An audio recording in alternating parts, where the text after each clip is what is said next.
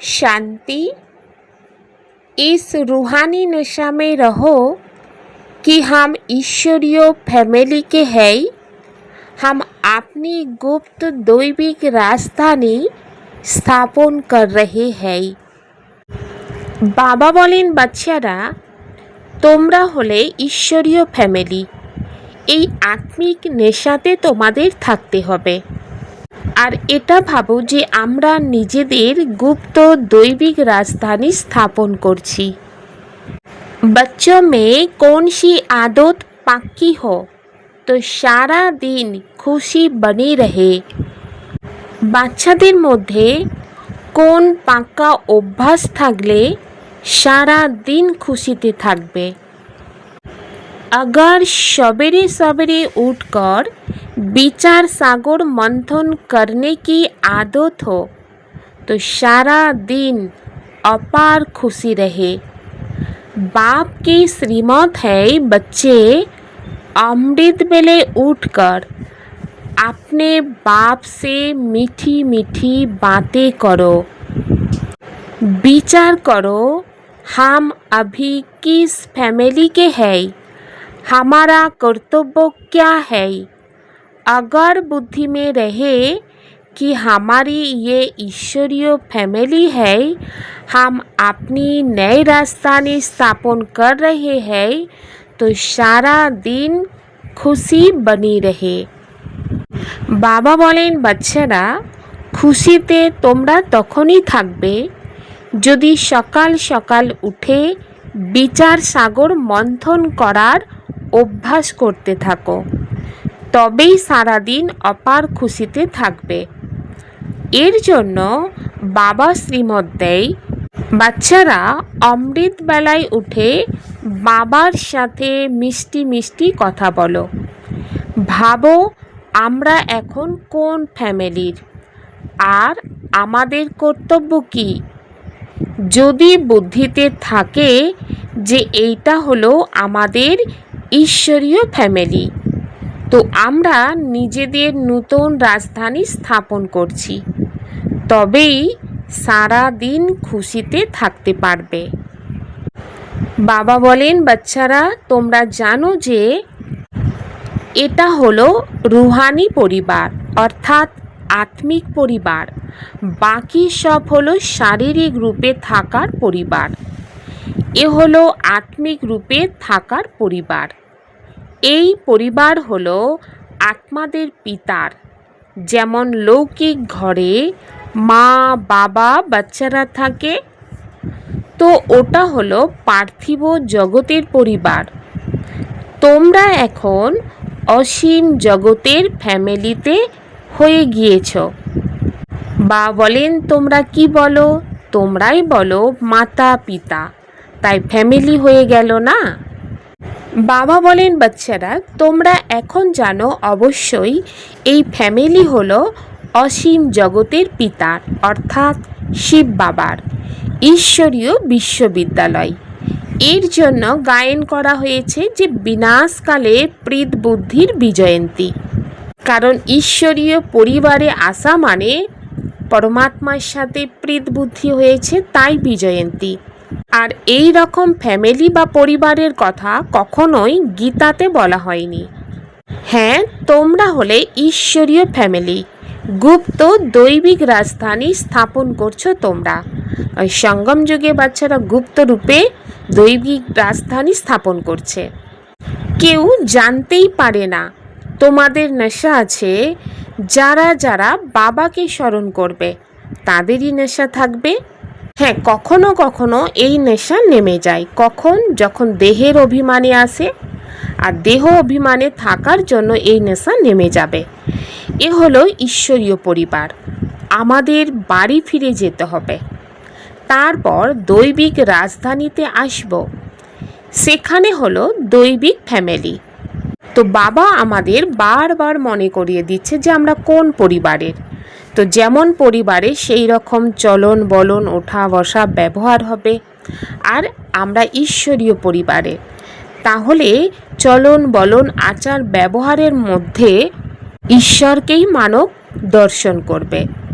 এই কারণে বাবা বারবার বাচ্চাদের বলেছে যে তোমরা কোন পরিবারের, তো নিজের বুদ্ধিতে ফিক্সড করে নিতে হবে এই সঙ্গম যুগে আমরা ঈশ্বরীয় পরিবারের, সত্য যুগে আমরা দৈবিক পরিবারের, আর কলি যুগে দেখা যায় বেশিরভাগ আসুরি ফ্যামিলি বা পরিবার। আর বাবা বলেন এ হলো তোমাদের ঈশ্বরীয় ফ্যামিলি। আত্মারূপী বাপ দাদার বাচ্চারা হলো ভাই বোন, ব্যাস এ হলো আত্মিক রুহানি পবিত্রী মার্গ অর্থাৎ পবিত্র সংসার। সত্য যুগে ঈশ্বরীয় ফ্যামিলি বলা হবে না, কারণ পরমাত্মা ডাইরেক্ট সেখানে উপস্থিত থাকবে না, সেখানে দৈবিক ফ্যামিলি হয়ে যায়।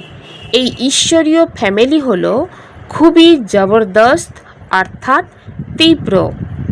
এর জন্য বাবা বলছেন তোমরা জানো যে আমরা ঈশ্বরীয় ফ্যামিলি, দৈবিক রাজ্য স্থাপন করছি।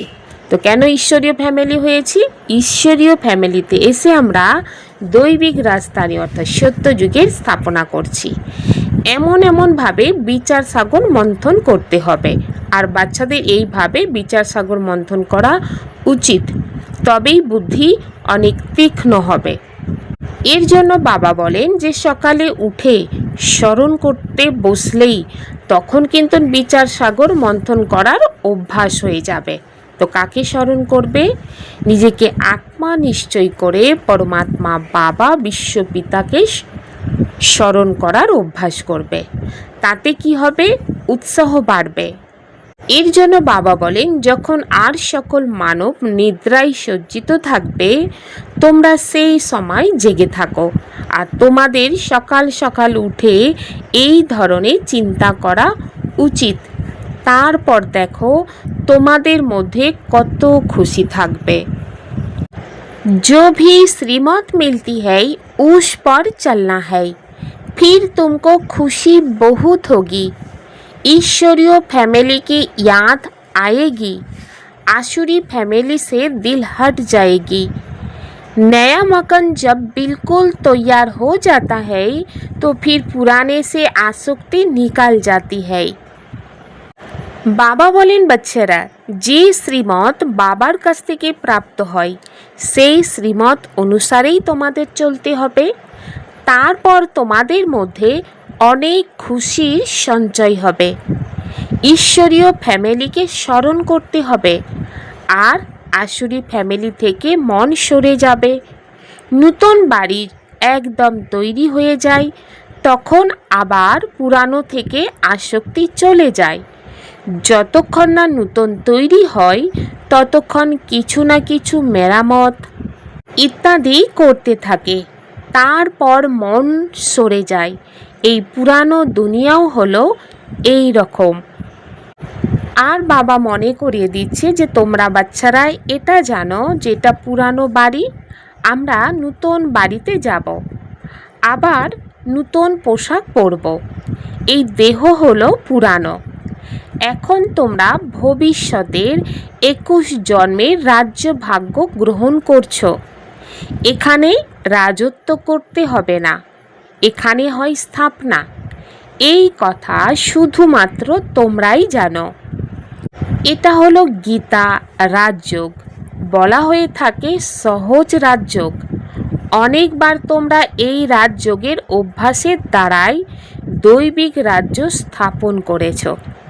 বাবা বাচ্চাদের মনে করিয়ে দিচ্ছে কিভাবে দৈবিক রাজ্য স্থাপন করেছে, রাজযোগের অভ্যাসের আধারে। হ্যাঁ, সেখানে এই কথা মনে থাকবে না তো কোনখানে? সত্য যুগে। যদি সেইখানে এই কথা স্মরণে থাকে তবে আবার সুখী বিদ্যমান থাকবে না, অর্থাৎ সুখ মনের মধ্যে থাকবে না, চিন্তা হবে। এই সময় তোমাদের গুপ্ত নেশা আছে। উচ্চতমের চেয়ে উচ্চ বাবার এই ফ্যামিলি, এইটাকে বলা হয় ঈশ্বরীয় গুপ্ত ফ্যামিলি টাইপ। তো ঈশ্বরীয় বিশ্ববিদ্যালয়, ঈশ্বরীয় যজ্ঞ বলে। এটা হলো ফ্যামিলি, তাই আমাদের খুবই লাভলি হতে হবে, ভবিষ্যতে খুবই লাভলি হতে হবে। তোমরা হলে রূপ বসন্ত অর্থাৎ জ্ঞানী যোগী, আত্মা রূপ হয়, বসন্ত হয়। এতটুকু ছোট্ট আত্মা অবিনাশী পার্ট প্লে করে। এই সময় তোমরা হলে রূপ বসন্ত আর বাবা হলেন জ্ঞানের সাগর। तुम जानते हो ज्ञान की वर्षा बरसाते है, एक एक रत्नों लाखों रुपया का है। अब तुम आत्माओं को बाप का परिचय मिला है, बाप ने स्मृति दिलाई है, तुम्हारी बुद्धि में है ये 84 का चक्र कैसे फिरता है, इसलिए तुम्हारा नाम ही है सदर्शन चक्रोधारी। হ্যাঁ, বাবা হলেন জ্ঞানের সাগর। যেহেতু জ্ঞানের সাগর, জ্ঞান অবশ্যই দান করবেন যখন এই শরীরে আসবেন। বাবা বলেন, তোমরা জানো যে জ্ঞানের বর্ষা হয়, আর একটি রত্ন হলো লক্ষ টাকার সমান। এখন তোমাদের অর্থাৎ আত্মাদের বাবার পরিচয় প্রাপ্ত হয়েছে। বাবা বাচ্চাদের মনে করিয়ে দিয়েছেন, তোমাদের বুদ্ধিতে আছে এই 84 জন্মের চক্র কি করে আবর্তিত হয়। এই জন্য তোমাদের নামই হলো সদর্শন চক্রধারী।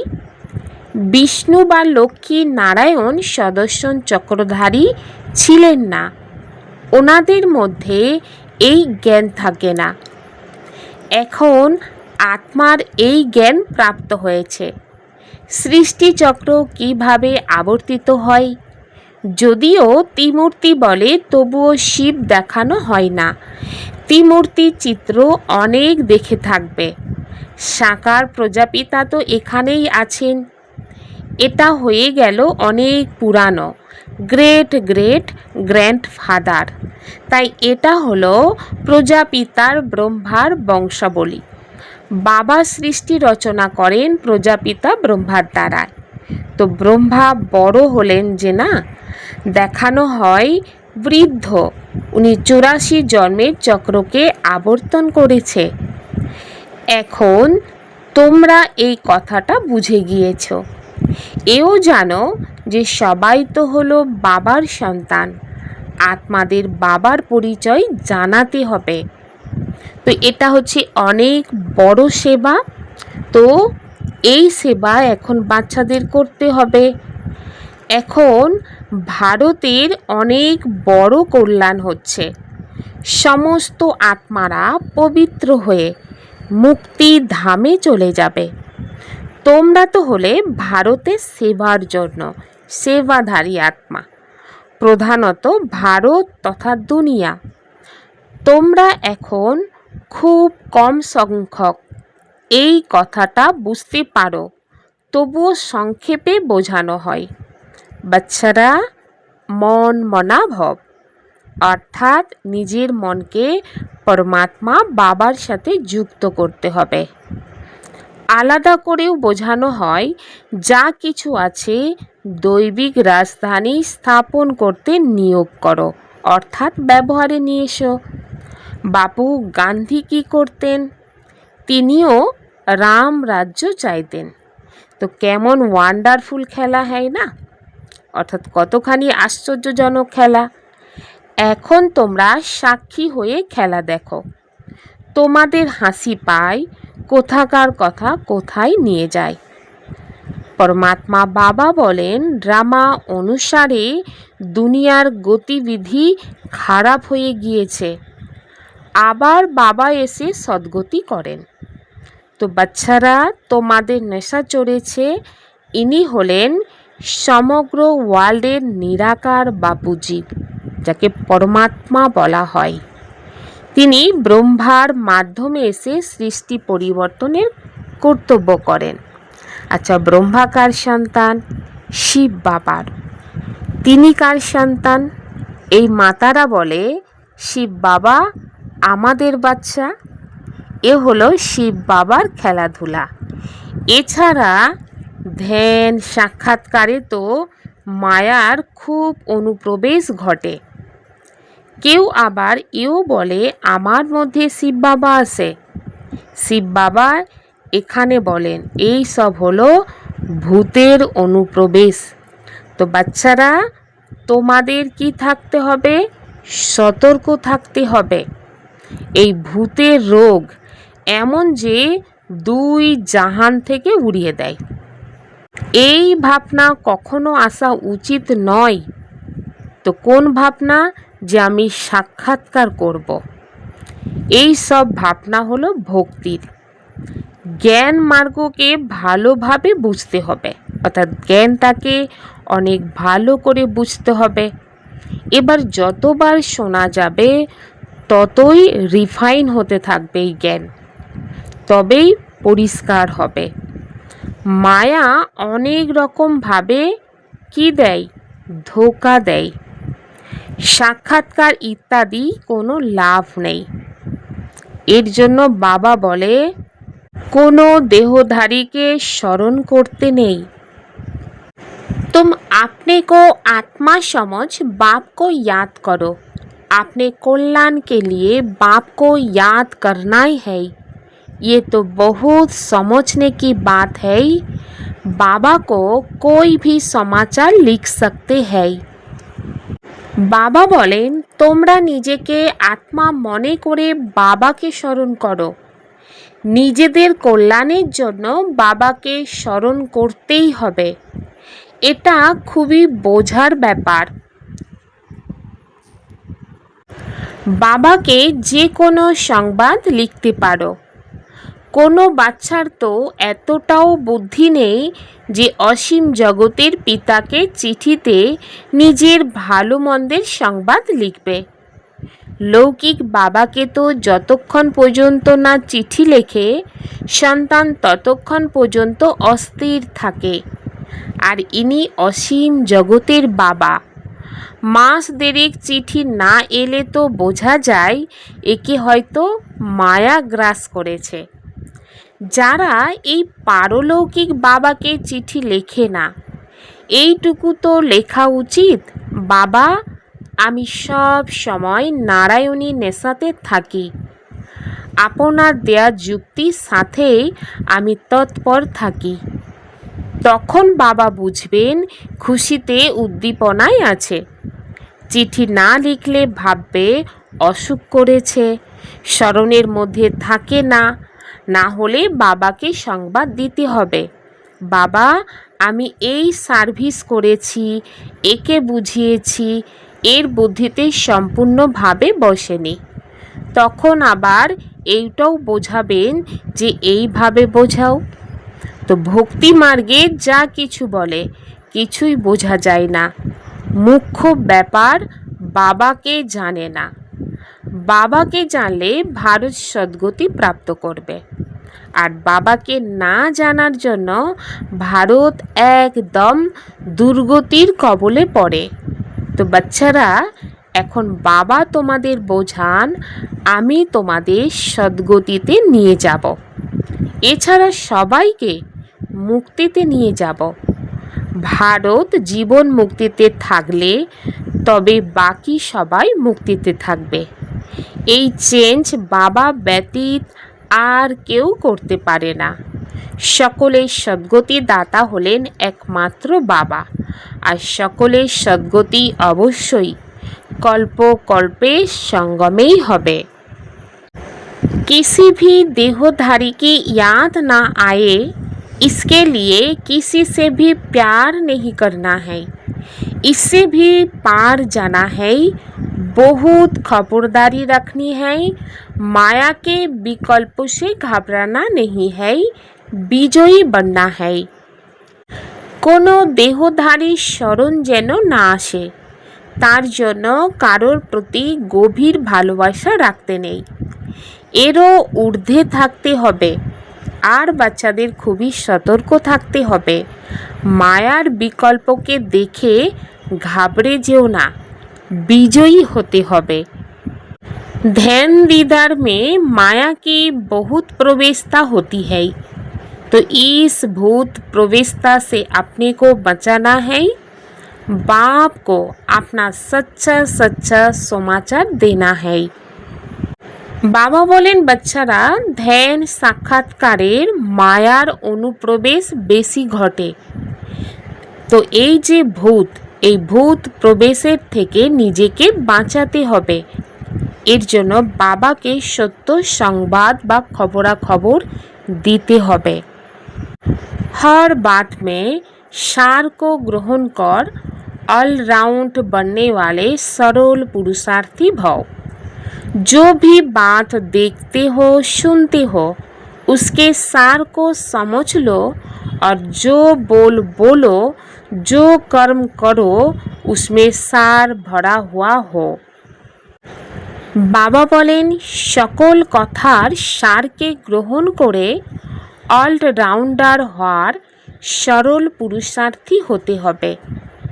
তোমরা যা কিছু দেখছো শুনছো সেই সব কিছুই সারকে বুঝে নাও, আর যে কথা বলবে যে কর্ম করবে সেটা সার সংক্ষেপে হবে, তাহলে পুরুষার্থ সরল হয়ে যাবে। এই রকম সরল পুরুষার্থী সকল বিষয়ে অলরাউন্ডার হয়। তার মধ্যে কোনো প্রকারের ঘাটতি থাকবে না, কোনো বিষয়ে সাহস কম হবে না। মুখ থেকে কখনো এই কথা বেরোবে না যে আমি এটা করতে পারবো না। এই রকম সরল পুরুষার্থী নিজেও সরলচিত থাকে আর অন্যদেরকেও সরলচিত বানিয়ে দেয়। साधन यूज करते उनके प्रभाव से न्यारे और बाप के प्यारे बनो। বাবা বলেন কোনো প্রকারের সাধনকে ব্যবহার করেও তার প্রভাব থেকে আলাদা এবং বাবার প্রিয় হতে হবে। ওম শান্তি।